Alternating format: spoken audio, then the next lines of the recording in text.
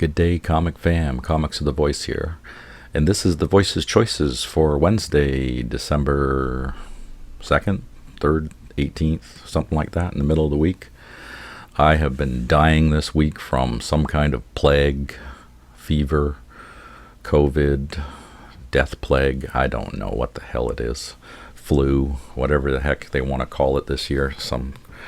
I've been taking all kinds of different snake oil to try and cure it, but today I've been feeling somewhat better, so I decided, okay, the show must go on. We must film. So I did make it out to my store on Wednesday. I was feeling like crap driving there, and I almost turned around, and you know what? I'm glad I didn't. And stay tuned. I'll tell you exactly why I'm glad I didn't.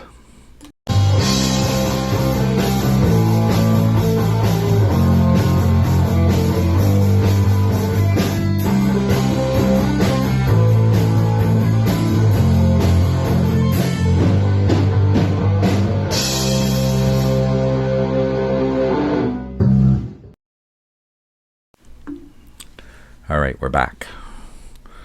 I pretty much read them all, so that's good. So I can actually talk about them a little bit. So maybe this is more gooder that I wait later in the week.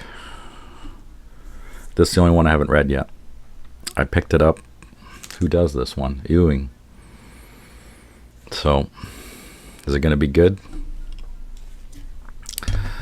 We're comic book fans, right? So that means we're sucker for new number ones, because it says all new Venom, right? Because it's not an old Venom, it's all new. Yep. Still enjoying this one. Surprise character showed back up in this one from the OG series. If you guys have read it, you know what I'm talking about. You know who I'm talking about. It's the chick that stops time. I like her. So she's back. Don't know if she's going to stay, but her and X-23 went off and did their... That was X-23's very first friend. You guys can ticka down the comments. You know who it is. This one came to an end.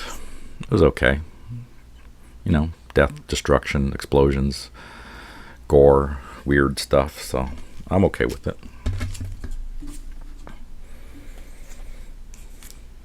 That's all I got to say about it. Serial killer. This chick that he killed, she turns into some kind of undead destructo thing that nobody can see. She's like a ghost, but only the serial killer can see her, and she's got this special knife, and he's got a special knife, and the two of them, they hit each other, and they explode and do all kinds of cool stuff. So she's been stalking him, but she's afraid of him, but she wants to kill him, but she doesn't want to run away, and she wants to save the other girls, but she can't do it because she's not real.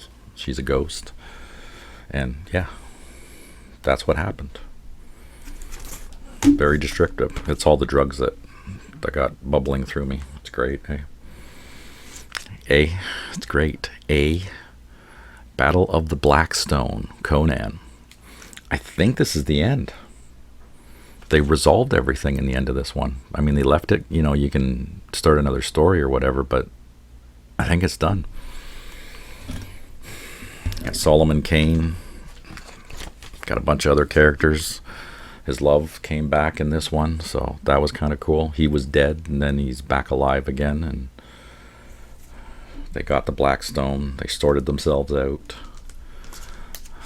Miles Morales is working on his vampirism, so now he's in Wakanda, and he's going to go see a god. It's a panther god. If he appeases the panther god, he can enter the woods, jungle, Gotham, god realm thing, and hopefully some god will take pity on him and give him a big favor and remove the curse of the vampire from him. So hopefully it's coming to a resolution at some point here where Miles Morales will no longer be a vampire. Kind of cool. The Avengers and the X-Men. This one was kind of a sappy story. Not a whole lot of action. It's kind of Captain Marvel and the Avengers talking with Scott Summers, who's running the X-Men, and trying to make a deal. Like, basically, you know, when we ask for help, you come and help. And Scott's like countering with, okay, but if we ask for help, come and help. So, you know, they shake on it. Teary moment.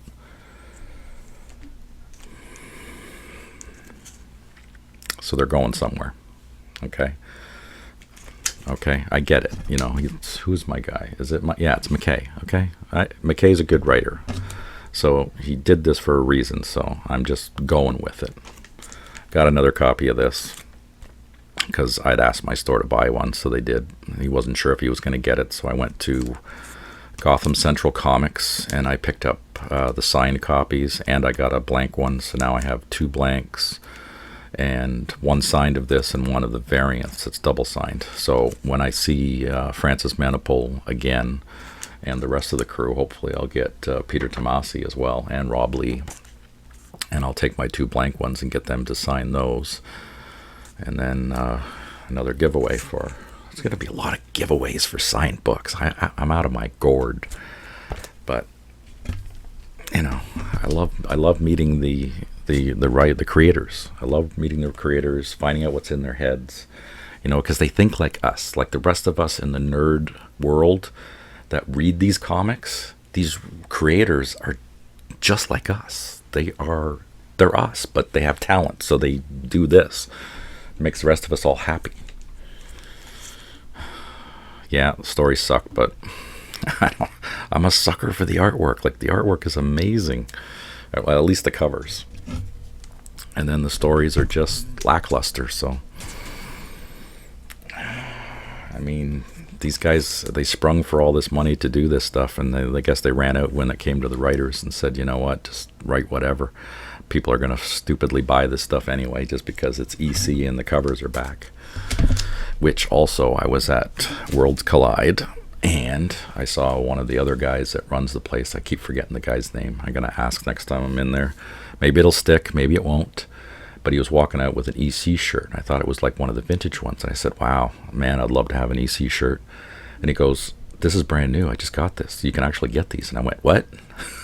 So I'm like, Brian. And he's hooked me up. So I think he ordered me an extra large, and that's all I'll ever be wearing. Okay? So when I get my EC shirt, sorry, I mean, Worlds Collide. Love you guys, but it'll just be EC from now on. And the reason why that was one of the big ones for it, but not the biggest one. The real big reason was for this book, but you see there's something scribbled on there in black Sharpie. Ed Brisson, who wrote this, was hanging out. He had the Worlds Collide shirt on. I got a couple of pictures. I posted them up on IG. And hang on.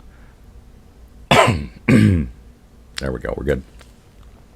So he was hanging out and he was signing the books right there. So it was like brand new, fresh on the shelf, fresh to his hands, inked on the cover, and boom.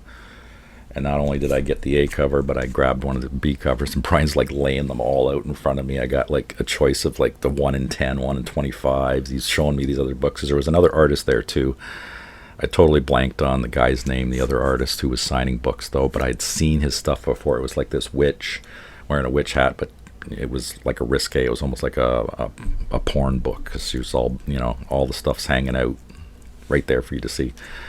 And I can't for the life of me remember I remember seeing it on Instagram, and a few people were talking about this series, but it was like a $25 big thick book. Like if it had floppies or something, like these size, and you know, $5-10 whatever, that's fine.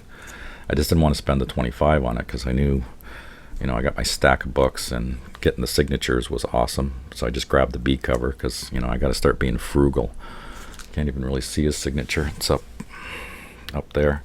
Should have almost done it in white, but I was just too flabbergasted the fact that he was there.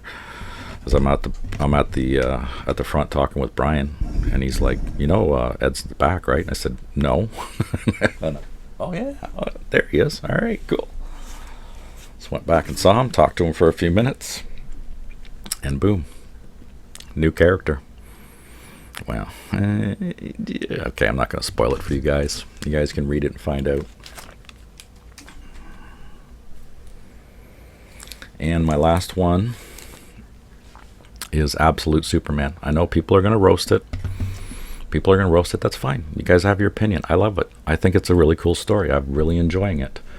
You know, I've read a lot of Superman. Like when you guys, when I get to my DC boxes, it's just going to be boring when I'm doing the hidden gems, because you're going to see Superman for days. Okay, because since the 80s I've been buying a Superman, right, hoping for a good story, and since the 80s I haven't seen one. I'm sure New 52 people were apeshit about that, but this is the first one I've actually really enjoyed. So it's a totally fresh kind of take on it.